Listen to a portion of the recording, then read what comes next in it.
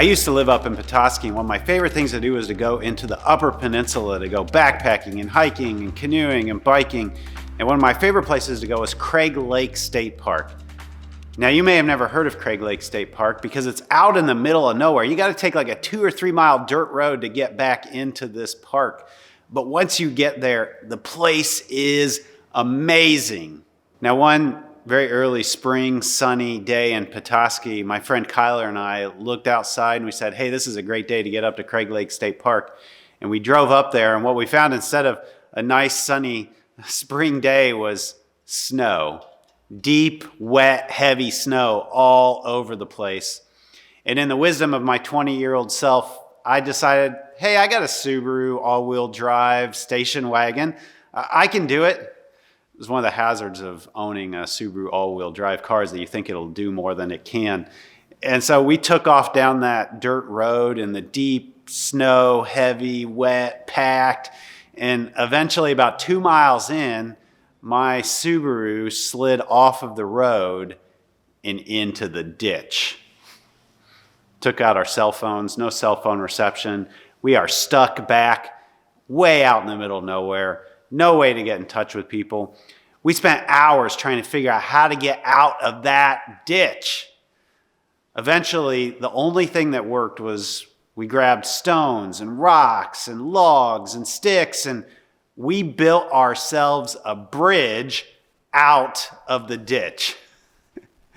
And we finally made it out. Now, when we got out of the ditch, wiser heads would have turned around and gone back out. But you know what we did?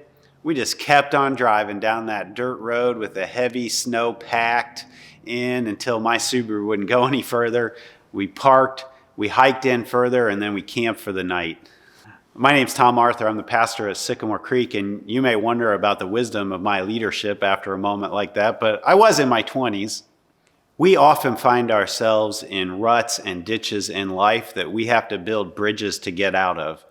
You're in a ditch in your family, and somebody's going to have to take the first step to build a bridge to get out of it. You're in a rut in your workplace, and somebody's going to have to be an adult and be a bridge builder to get out of it.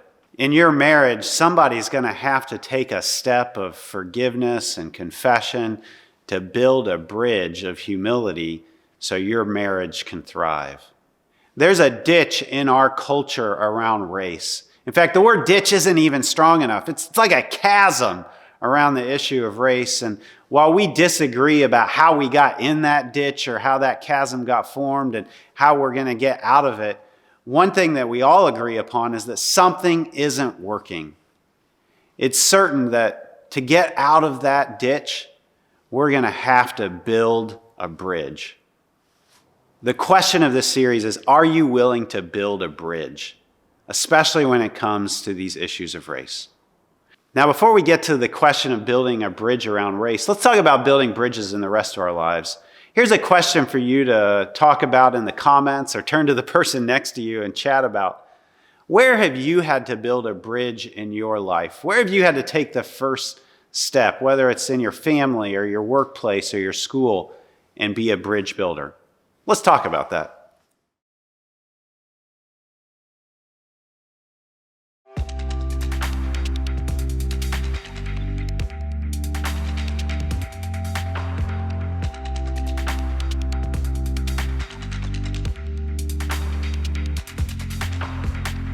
Today, we continue a series called Be the Bridge, based on a book by the same name by Latasha Morrison. And Latasha helps us bring together issues of faith and history and school and workplace and church and puts them all together in conversation with the Bible to help us learn how to be a bridge and to build bridges when it comes to this racial chasm that exists in our culture. What we've been learning in this series is that it's not just a problem that's out there. It's a problem that's in here. One of the key verses that we've looked at through this whole thing has been by Paul, the first missionary of the church and the author of many of the books of the Bible. He wrote a letter to the Corinthians in which he said, "All of these things are from God, who reconciled us to himself through Christ and who gave us the ministry of reconciliation." God was a bridge builder, and we build bridges too.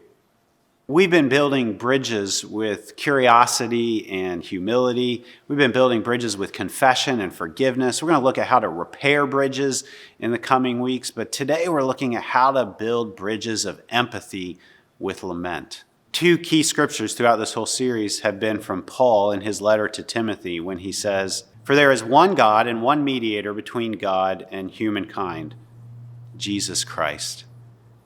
And the second is Jesus' command, "Love each other as I have loved you." Now there's two big ideas through this whole series that we are trying to remember from those scriptures. The first is this: Jesus is the bridge between God and humanity. God's a bridge builder. And the second is that God has given us the ministry of building bridges with each other. Now there's a problem that we want to deal with today, a really specific problem. And the problem is that there is an emotional disconnect between different races' experiences of life. An emotional disconnect. One group, one racial group experiences life this way, another racial group experiences life this way. I remember when I went to Duke University for seminary, and I had one experience of being at Duke, and my fellow black students, fellow black future colleague pastors had a very different experience. It was like we were living in parallel worlds. In the midst of this difference of experiences of life, we who are white often fail to engage with empathy, the emotional experience of people who are different than we are. And when we fail to build those bridges of empathy, we not only don't build a bridge, we make the chasm bigger. So to begin to build a bridge of emotional empathy with people who are different than we are today, with different races, let's start with this question. What exactly is race? I mean, what does the word race really mean? Well, Latasha says in her book, let's consider this foundational truth. God didn't create race. Did he create different ethnic groups? Yes. I think about Paul and his traveling companion Barnabas, who were preaching in the book of Acts, the history of the early church. And they quote Isaiah, the prophet Isaiah, who's talking for God when he says this: "I made you a light to the Gentiles, to bring salvation to the farthest corners of the earth." This word Gentiles in the Greek is ethnos, and in Hebrew it's goy. Now you can see in the word ethnos this basic sort of beginning of what our word is today for ethnicity. In the Bible, there are ethnicities, and there are peoples and nations in the Old Testament and the Hebrew Testament. And all of these ethnicities and peoples and nations and groups are included in the salvation of God. If we jump to the book of Revelation, we get a picture, an image, a sort of foretaste of what heaven is going to look like. Hear the author when he says, "I saw a vast crowd, too great to count, from every nation and tribe and people and language, standing in front of the throne and before the Lamb." Salvation doesn't erase our ethnicity. It doesn't erase our cultures. All of those beautiful things, all those very differences and diversity of culture and people and ethnicities is going to be in heaven with us. Ethnicities are present in the Bible, but this idea of race, well, not so much. So where did race come from? Well, in short, we made it up. One group defines race this way: race is a human-invented classification system. Or maybe you've heard it said, race is a social construct. What does it mean that race is a social construct? I mean, come on, look, my eyes, Tom, they see there's people who are black, there's people who are brown, there's people who are red and yellow and white. I mean, Jesus loves the little children, all the children of the world, red and yellow, black and white. They are precious in his sight. What's that going on? Come on, my eyes aren't deceiving me. Well, that's partially true. You see, there are differences in the color of our skin, but the idea of race goes deeper. Race suggests a kind of classification system. Race was a project of the Enlightenment. It was an attempt to categorize all the people of the earth in different, quote, scientific categories. And there was a hierarchy of these categories. At the bottom of the category were people who were black and brown and native. And at the top of the hierarchy were people who were white or lighter or fair-skinned. People who made up a conglomeration of folks from European countries. Now, if you have this sort of scientific classification or hierarchy, then the people at the top are more human than the people at the bottom. And it gives a sort of quasi-scientific justification for treating people at the bottom of the hierarchy as less than human, doing things to them that you wouldn't consider doing to fellow human beings, and in many cases, things you wouldn't even consider doing to animals. There was an attempt to build this classification system on biology, but modern genetics have totally blown this project out of the water. When the human DNA was sequenced and the genetics were understood more fully, we found out that we are 99.9% similar. Race does not provide an accurate representation of human biological variation. And the belief in races as natural aspects of human biology and the structures of inequality that emerge from such beliefs are among the most damaging elements in the human experience, both today and in the past.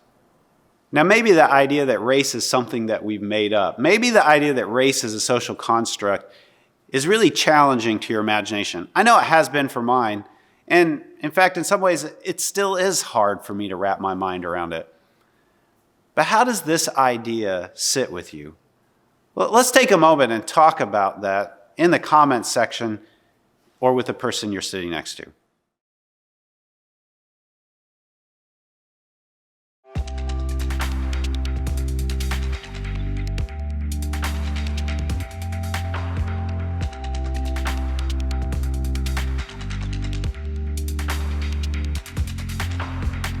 This classification of humans into different categories has left in its wake an unimaginable toll on those who are considered less than human. And this toll continues to crash into the shoreline of the present. But the impact isn't just on people of color, it's also on white people, because we who are considered white have been sold a bill of goods that our way is better, best, superior. We have lost out on the diversity of the kingdom of God that we'll see in heaven. Remember in Revelation? Every nation and tribe, people and language. There will be so much ethnic and cultural diversity and the strengths of it in heaven that we better start building a bridge to heaven right now, today. So maybe in the face of this chasm of racism, we should just be colorblind. I mean, that seems like a reasonable response to everything we've been talking about. Let's just ignore people's color of their skin. Let's make everybody the same. Well, this idea of being colorblind may have good intents, but it tends to come along with ignoring the impact of both the history of racism in our culture and its continued impact today. And instead of building bridges, it tends to create a chasm of emotional distance and disconnect. In its place, Latasha Morrison recommends a color brave, a color honoring, a color caring perspective that builds this bridge of emotional empathy between different groups of people. To be a bridge builder, different groups of people are going to have to take time to listen to and learn the histories and the stories of people who are different than us. And those of us who consider ourselves white will especially need to do this because these stories of race in our history are often left untold among us. To be a bridge builder, we're going to have to take time to listen to and learn about these histories and these stories. Or as Latasha says, to participate in the family of Christ alongside the non-white culture, the majority culture must understand non-white perspectives and the truth of historical narratives. In an attempt to do this myself, I recently stepped way out of my comfort zone. I'm talking way out of my comfort zone. I was listening to an NPR podcast called Code Switch, and this particular episode was called Black History. It was about Black historical romance. Now, I don't usually read romance. In fact, I can't think of a romance book I've ever read. But I am really interested in historical fiction. So I looked through their suggested list of books, and I picked the one that looked like it had the least steamy picture, the cover that I would feel the least embarrassed checking out of the library. And I ended up checking out this book called An Extraordinary Union by Alissa, which, if I'm totally honest, I was still a bit embarrassed checking this out of the library. This book tells the story of a freed black woman in the North who goes undercover during the Civil War in the South and pretends to be a slave. Can you imagine doing that? And along the way of helping the North win the war, she falls in love. Yeah, the book is really steamy. But it also tells the story and perspective of the Civil War and the emotional landscape in a way that I had never read about before. It helped me not just understand the stats of the Civil War or the details on the page, but the emotional train of what it was like to be a black person during the Civil War, trying to also be a human being who falls in love. There are some ways that we have failed to tell stories from our history that have not only not built bridges, they've widened the emotional chasm between races. Take, for example, a story that I didn't even know about until the last year or so of the Tulsa Massacre of 1921. White residents looted and burned 35 blocks of what was considered Black Wall Street in Tulsa, Oklahoma. They destroyed libraries, they destroyed schools and businesses and banks and churches as well. 35 blocks. White people used airplanes to drop bombs on black people and to shoot them from the air.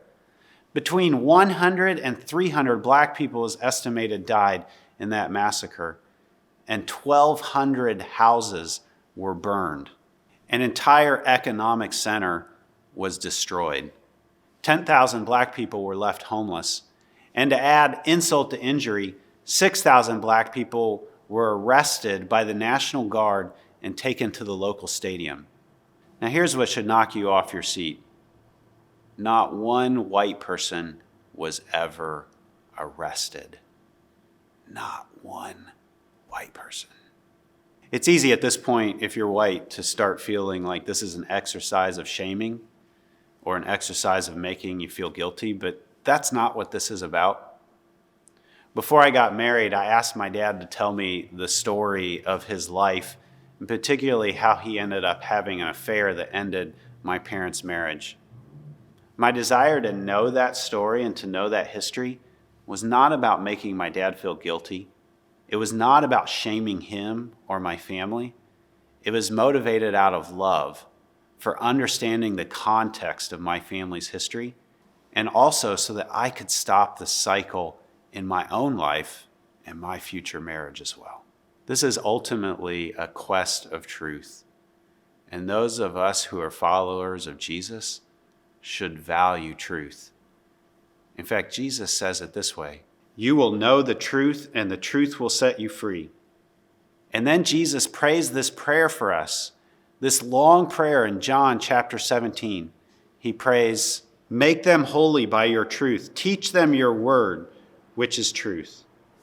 As we white people hear these stories from our past and also our present, they should elicit in us an emotional response of empathy, a lament, a sorrow for what has happened and continues to happen. Or as Latasha says, to lament means to express sorrow or regret. Our culture is uncomfortable with lament. We prefer stories of success, stories of winning, stories of triumph and being a hero. But how can we express lament or regret for something that maybe we weren't personally involved in, or that we didn't intentionally know we were doing? I think about a recent conversation I had with a dear friend. This friend asked me to get together to tell me about how a decision that I recently made had a significant negative impact on their life. In the midst of hearing this story, I realized that one, I had not intentionally caused this harm, but two, the decisions that I made had this impact, this negative impact in this person's life, significant negative impact. And as they were telling me that impact, I found myself beginning to weep with them.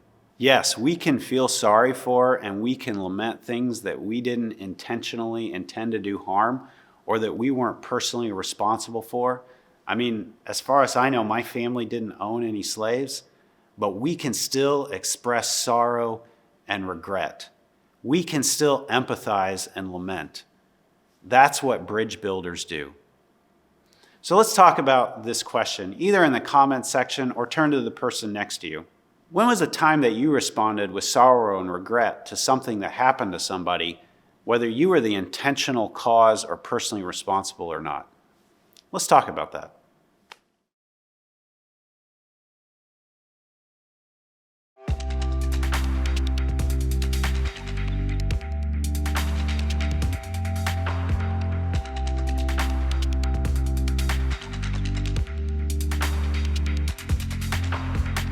We're having some hard conversations today, aren't we? And I bet if you're like me, you have a question that's been forming in your mind. Can we be guilty for things we haven't personally done?